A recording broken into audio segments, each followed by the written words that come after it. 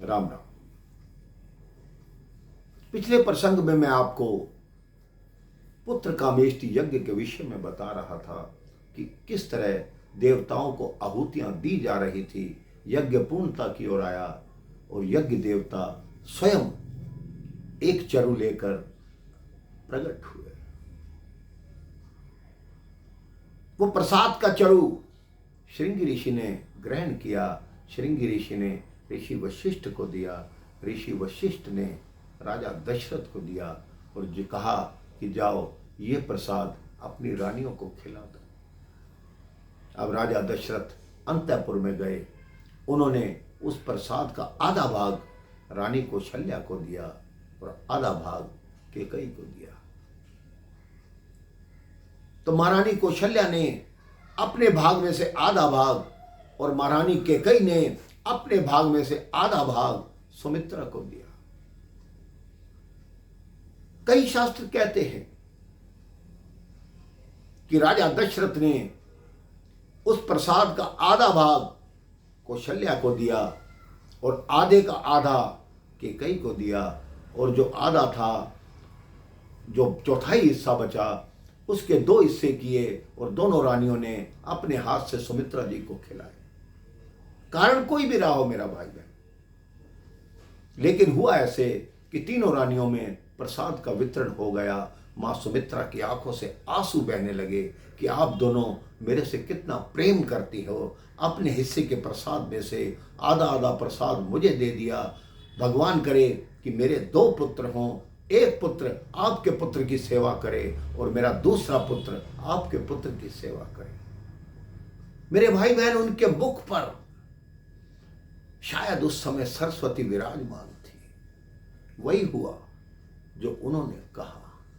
एक पुत्र मां कौशल्या के पुत्र की सेवा में और दूसरा पुत्र मां कैकेयी के पुत्र की सेवा में पूरा जीवन लगा रहा। अब पुत्र कामेष्टि यज्ञ की पूर्णाहुति हुई।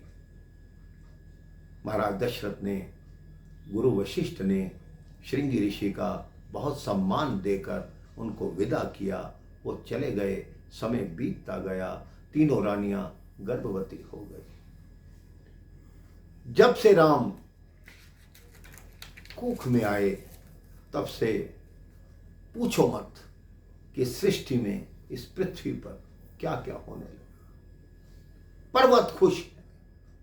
किसी ने पर्वतों से पूछा कि तुम क्यों खुश हो। उन्होंने कहा कि राजा दशरथ के घर एक ऐसा पुत्र जन्म लेने वाला है जो श्री नारायण का रूप है। जब हम जो हैं, हम अपनी पुत्रियों नदियों से एक बार बिछड़ते हैं तो जीवन में पुनः नहीं मिलते, क्योंकि कोई भी नदी पर्वत से निकलने के पश्चात वापस पर्वत पर नहीं आती।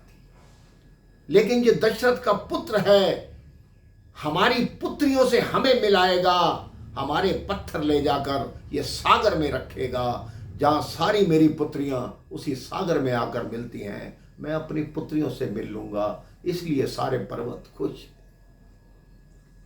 पवन खुश है। शीतल पवन चलती है, मंद मंद मुस्कुराती पवन चलती है। सब लोग कहने लगे कि हे पवन, तुम क्यों खुश हो। पवन ने कहा, जो दशरथ जी के घर पुत्र जन्म ले रहा है, उनकी सेवा मेरा पुत्र करेगा। मैं इस भाग्य से खुश हूं कि इनके साथ साथ मेरा भी नाम होगा। लोग यही कहेंगे कि पवन के पुत्र ने दशरथ के पुत्र की सेवा की। जंगल खुश है। किसी जंगलों से पूछा कि तुम क्यों खुश हो। जंगलों ने कहा, हमने ये सुना है कि उसका आधे से ज्यादा जीवन हमारे साथ बीतेगा, हम इसलिए खुश हैं। यज्ञ कुंड लीपने के लिए मिट्टी तोड़ते हैं, यज्ञ कुंड स्वयं तैयार हो जाते हैं। जमीन जरा सी खोदते हैं, उसमें से मणियां निकलती हैं। मणियों से पूछा कि तुम्हें क्या हुआ, तुम क्यों खुश हो। तो मणियों ने कहा, हमने सुना है जो दशरथ का पुत्र होगा, लोग उसको रघुवंश मणि कहकर पुकारेंगे, इसलिए हम बहुत खुश हैं। पूरी सृष्टि खुश है। तो आप भी खुश होइए। प्रभु श्री राम के जन्म के उत्सव की तैयारी कीजिए। प्रेम से बोलिए राम राम, जय श्री राम।